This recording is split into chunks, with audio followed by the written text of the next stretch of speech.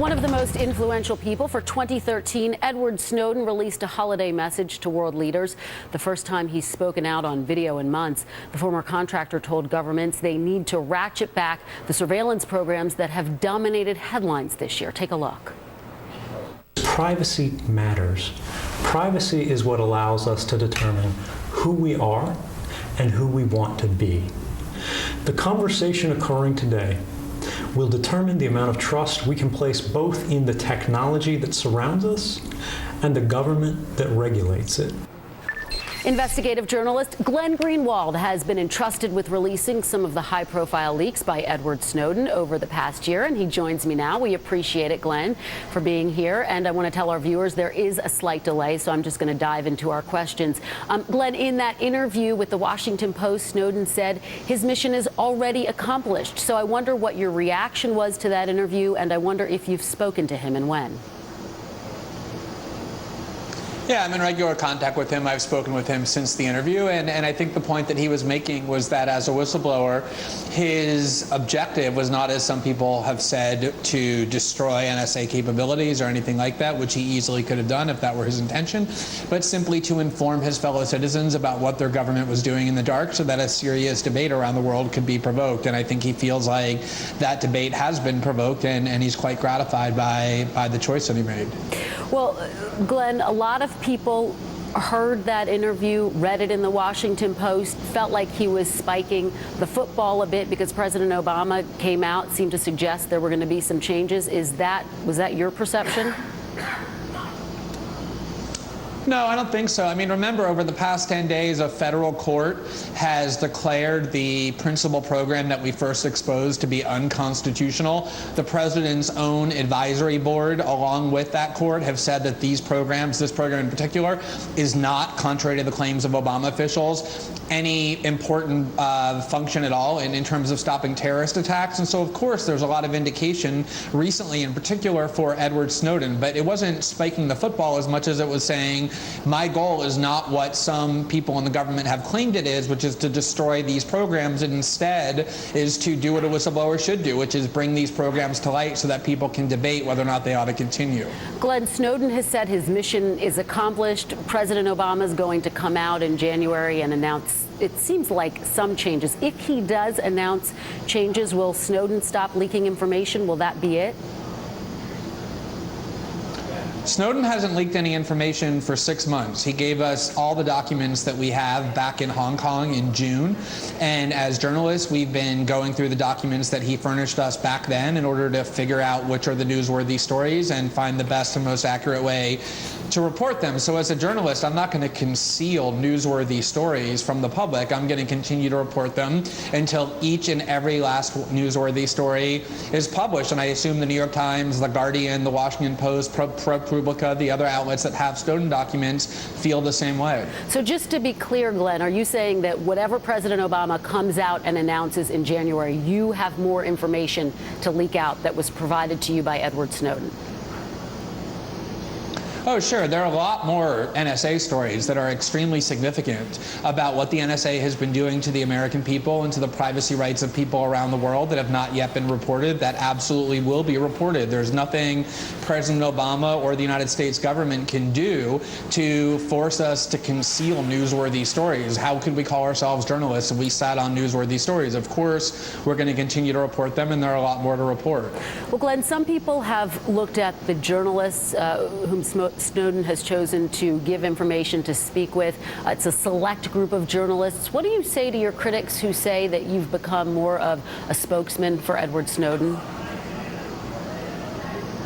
I think that's ludicrous, is what I say to that. Every journalist has an agenda. We're on MSNBC now, where close to 24 hours a day, the agenda of President Obama and the Democratic Party are promoted, defended, glorified. The agenda of the Republican Party is undermined.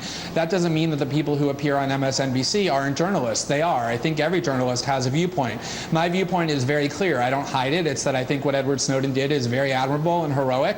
But at the same time, the ultimate test of a journalist is what you publish accurate and reliable? And I think with regard to every story that we publish over the last 6 months, there hasn't been a single correction made to any of them. Very few have been called into question.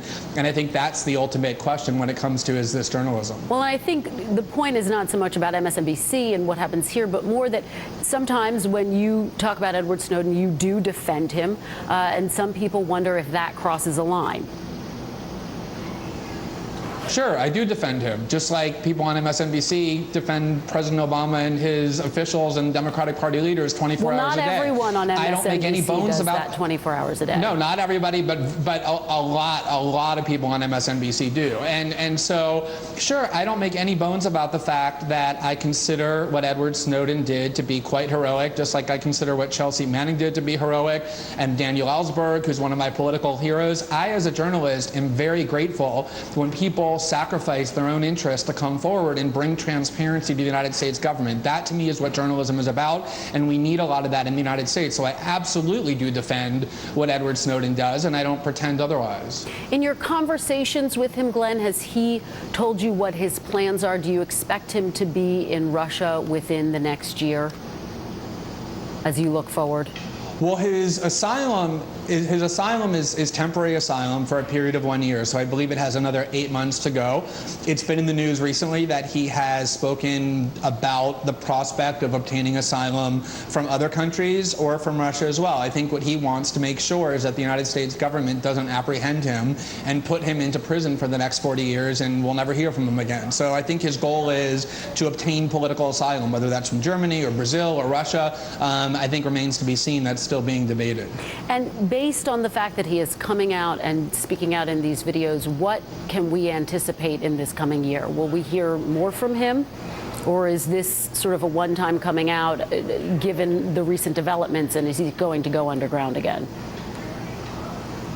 I hope we'll hear more from him. I mean, he always had this sort of dual-track consideration, which is from the beginning he felt like it was his obligation to account to the public for what he did and to answer questions, which is why he didn't hide. He identified himself early on. At the same time, he didn't want the story to become about him, and so he turned down every TV request for the last 6 months so that the focus would be not on him but on the NSA and the substance of the revelations, and I think that's worked. But I do think he wants to participate in the debate that he helped to provoke, but doesn't want the focus to be on him or to have the attention paid to him. He wants to keep that on the NSA where it belongs. All right, Glenn Greenwald, thank you so much for your time. We appreciate it.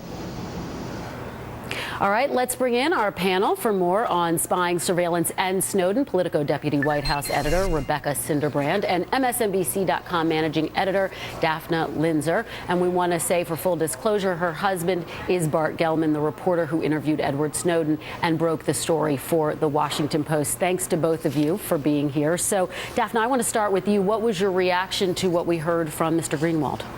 I thought it was interesting. Glenn has done a lot of great work on the story as well, and published some significant pieces. I'm sure he's right in that the disclosures that are going to appear in papers, and certainly based on him and his own desire to continue reporting on the subject, won't change with what the president ultimately decides to do. But I do think that that when the president comes back from vacation and does come ahead with whatever changes he's going to make, that will change the story a little bit. I think it'll be interesting to see how the president comes out on this, both on the recommendations of his panel and just personally, because it sounds from the comments that he's made that he's also done an enormous amount of thinking about this. He's gone, from sort of the early on in the story saying he felt really good about where everything was with the NSA, to saying, I think in the interview that Chris Matthews did on Hardball with the president, that the Snowden disclosures raised concerns, and then talking about what could be done that would at least give the country a better sense of transparency and a feeling that they were not the targets of surveillance, as Glenn was saying. And Rebecca, I want to bring you in. You heard Mr. Greenwald say there will be more information forthcoming no matter what President Obama comes out and says in January. So will the administration be on the defensive on this issue for some time to come? It seems like it's heading in that direction. Well, that's certainly been the continuing pattern on this story, obviously, from the very beginning with the administration. They've been reacting to stories as they come out and sort of in this defensive crouch to a certain extent.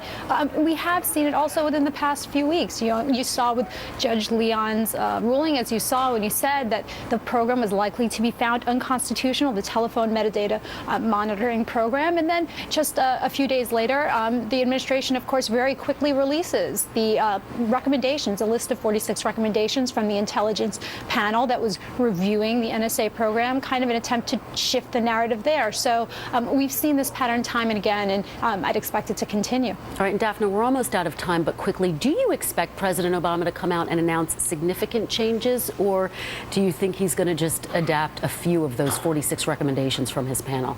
It's hard to predict, but I think, again, it really depends on how much pressure there is. I see probably an attempt at some baby steps to see sort of how they are responded to both in Congress, because there's a political element here, too, which is there are a lot of people on the Hill, Republicans and otherwise, who don't want to see any changes and have worked hard in committees, Senate Intelligence Committees, House committees, to protect the NSA and its power. So that's a line that he's going to be walking here. All right, we'll wait and see. Daphne and Rebecca, thank you so much to both of you for being here to break it all down for us. Well, the latest.